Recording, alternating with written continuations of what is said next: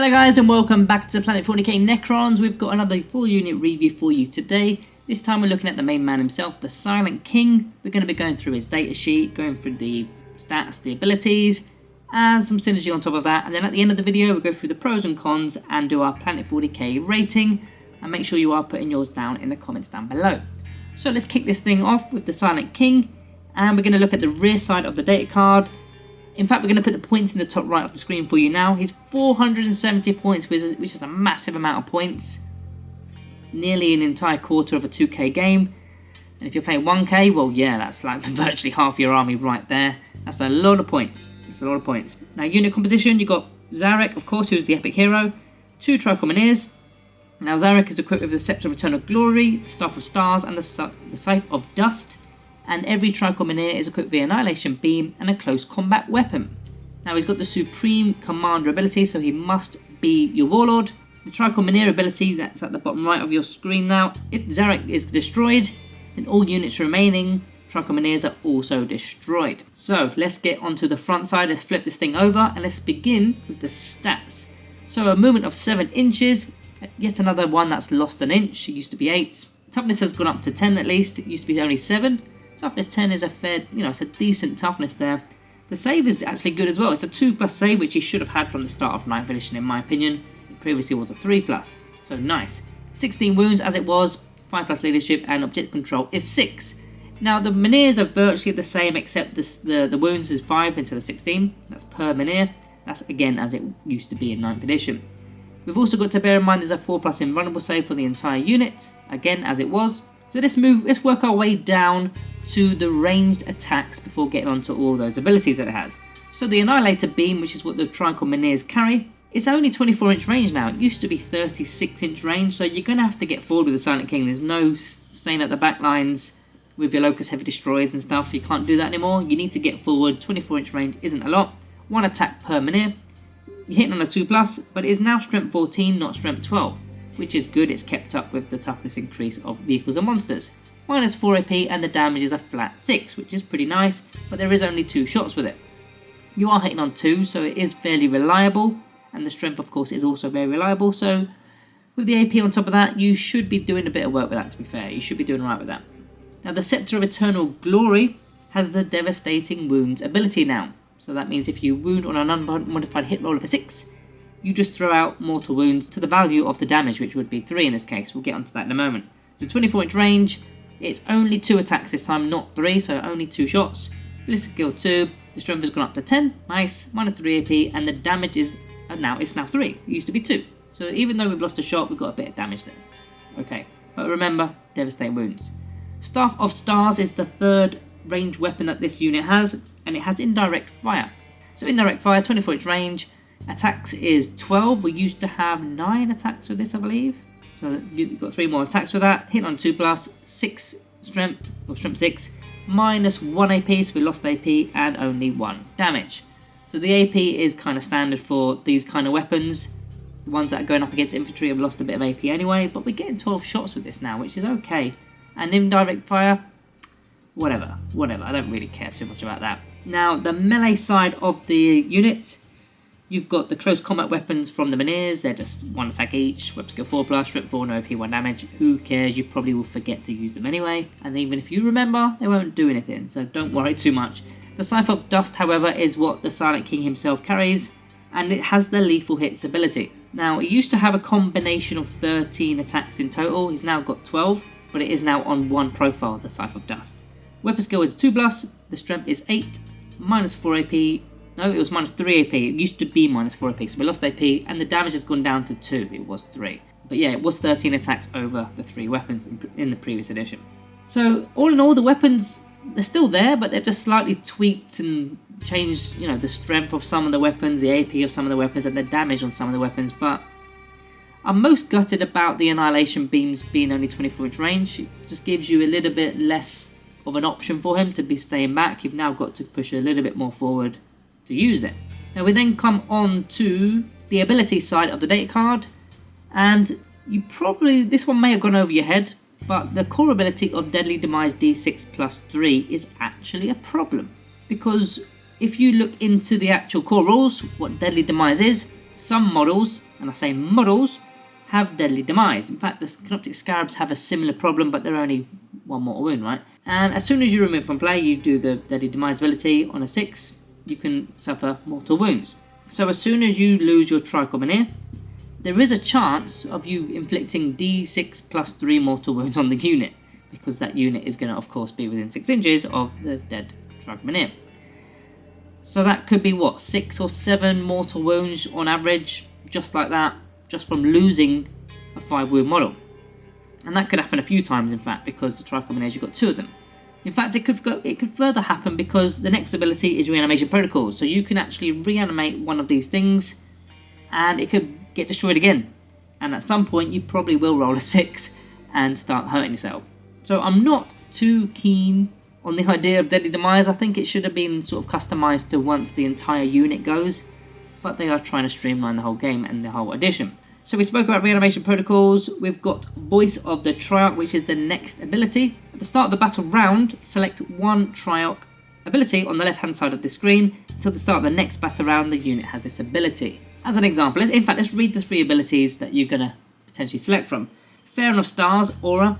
While Necron units are within 6 inches of Zarek's model, they can effectively reroll hit rolls of a 1 and reroll wound rolls of a 1 at range. Now, Necron Immortals already reroll wound rolls of a 1, and I think it was the Locust Heavy Destroyers are already rerolling hit rolls of a 1 at their desired target. So that one, you've kind of already got it, but things such as Necron Warriors, Locust Destroyers, Doomsday Arcs, they're of course going to benefit from that. So you could select that one. The second is Fair Honor Blades, which is an aura. While a friendly Necron unit within 6 of Zarek, you can reroll charge rolls made for that unit. So that's going to affect your melee units, Lich Guard, Canoptic Wraiths, Blade Ones, Canoptic Scarabs, and so on. The third one is Bringer of Unity, which is another aura. Units within 6 inches of Zarek can ignore any or all the modifiers to their characteristics of models in the unit, and to roll any test made for the models in the unit, excluding modifiers to saving throws. So for example, it could be any -1 to hit penalties, which could also, I'm presuming this also would include the indirect fire, because he's within his own aura, because he's got the indirect fire on the Staff of Stars, so maybe it's a way of negating that. It also could include Battle Shock, because I know there's certain factions, I think Tyranids can put negative modifiers on your Battle Shock. So yeah, you're going to be selecting one of those abilities, and it's quite flexible because you get to select it every single battle round. So depending on what you're doing, which kind of gives him a bit of synergy to virtually everyone, doesn't it? So the other ability, the Silent King, once per turn at the end of the command phase, you can select one friendly battle shocked Necron unit within 12 inches of Zarek. This unit is no longer battle shocked. Now this is at the end of the command phase, and that is when you score your primaries, and so that is going to assist with your objective control, because if you do fail your battle shock test and you don't use your insane bravery stratagem, you've got objective control 0, so you could potentially lose victory points, or your opponent could maybe be controlling your objective effectively. So that's a way of getting out of that. That's one good use, I suppose. It's one good use. Now, I just wanted to note some abilities that have been lost with the Silent King this edition. We now can't deny psychic powers, but they are not a thing anymore, so it doesn't matter. That's fine. We used to be able to fight first. In fact, no, it wasn't fight first. It was opponents had to fight last, but fighting last isn't a thing anymore. Maybe we could have got the fight first ability, but we haven't. Relentless March aura is gone. Only the Necron Lord, I believe, has that now. My Will Be Done, that's also gone. And he's not going to be leading any unit, so he's not going to be able to get that. Fair on, of course, that relates to My Will Be Done. Voice of the Triarch, command protocols have gone this edition. You're not getting 3 extra CP for taking the Silent King, that's also gone. But there is something that is a good thing that has gone, which is the fact that when we used to take damage, which in fact we're going to get onto that in a moment, the damage table, as soon as we were bracketed to a certain level, we used to lose some of our weapons, didn't we? We used to lose our Fair Honor Stars and then the Fair Honor Blade abilities, as well as the Staff of Stars and the Scythe of Dust. We used to literally lose the weapons.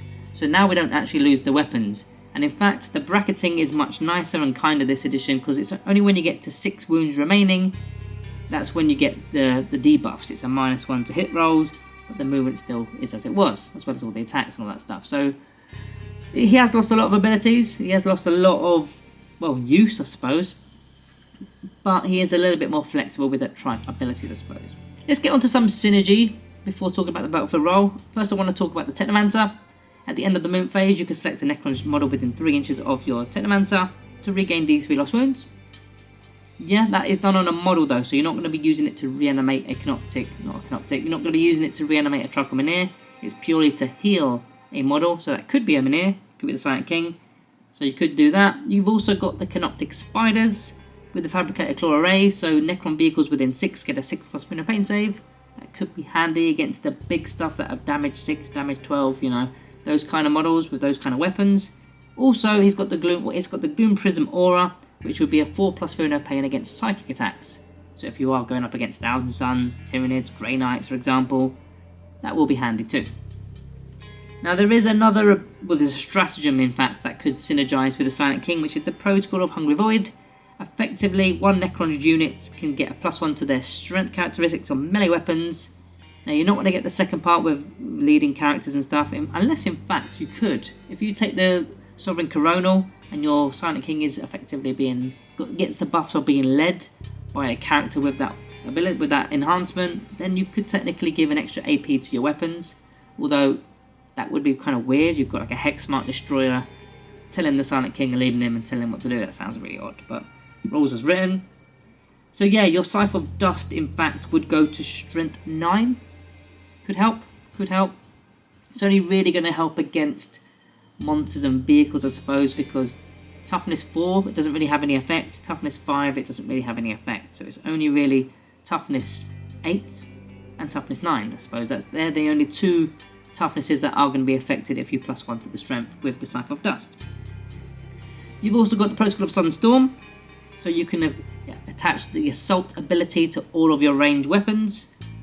So you can effectively advance with the Silent King and the Trichomoniers and still fire as normal. Could be good. Get you a bit of across the board. In fact, speaking of which, he did have the Fly keyword, which has massively been nerfed this edition because you've now got to literally measure diagonally rather than horizontally. You don't have unlimited vertical distance anymore. So it could assist with that in terms of movement with the Protocol of Sunstorm and the Protocol of Vengeful Stars. In your opponent's shooting phase, if you lost a Trichomonier, so you have to lose a model in the unit, you can shoot as if it was your shooting phase at that enemy unit. Could be a good thing with the Staff of Stars, 12 shots, one of the Annihilation Beams is still up.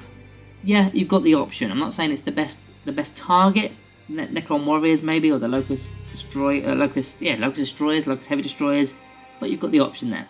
So yeah, what is the battlefield role for the Silent King now? I mean, he's not staying back like he could do. Not everybody played him that way anyway. He was like a major buffing unit in 9th edition, and now he still is. But he's synergizing with almost everybody because of all the abilities, and they're so flexible, versatile. Getting all the rerolls of 1s, which is quite a rare ability in itself. So the hit roll, there's only, like I said, the Locust Heavies that can do that. And so the wound roll, it's only the Immortals that can do that. So if you're applying that to, for example, Necron Warriors, rerolling all hit rolls of a 1 and rerolling all wound rolls of a 1 with their lethal hits ability, and they're hitting on 2s because they'll have command protocols active with a character, maybe that's going to be a lot of attacks.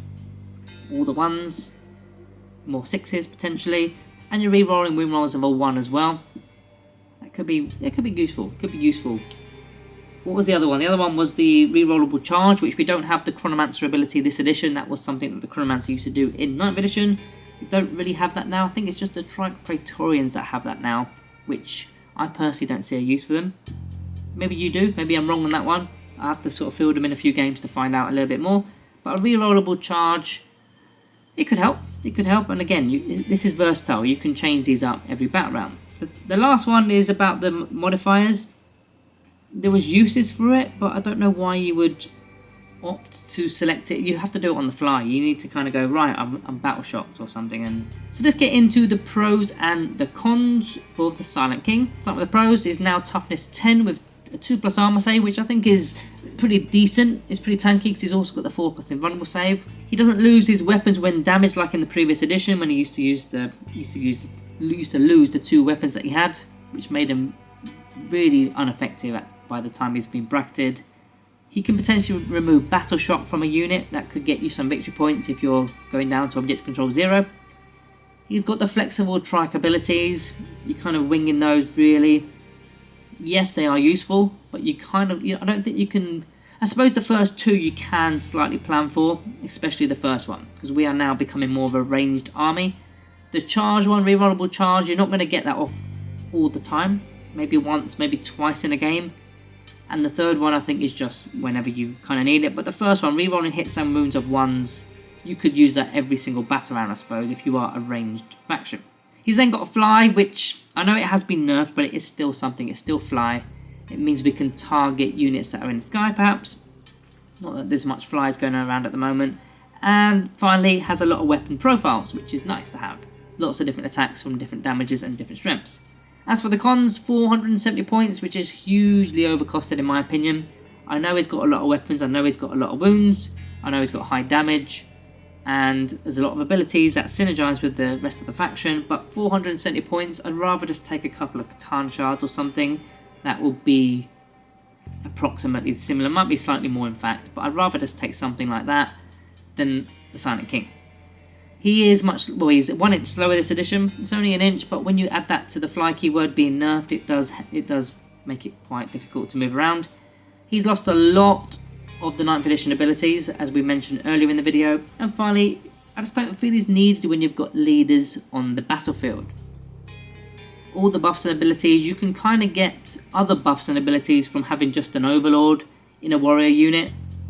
And you've got the free stratagem use, and you can use Vengeful Stars. You've got a +1 to the hit roll, the resurrection orbs. You've got all those things, even just the enhancements. In fact, that is another one. He can't take enhancements because he's an epic hero. So let's get on to the Planet 40k rating today for the Silent King.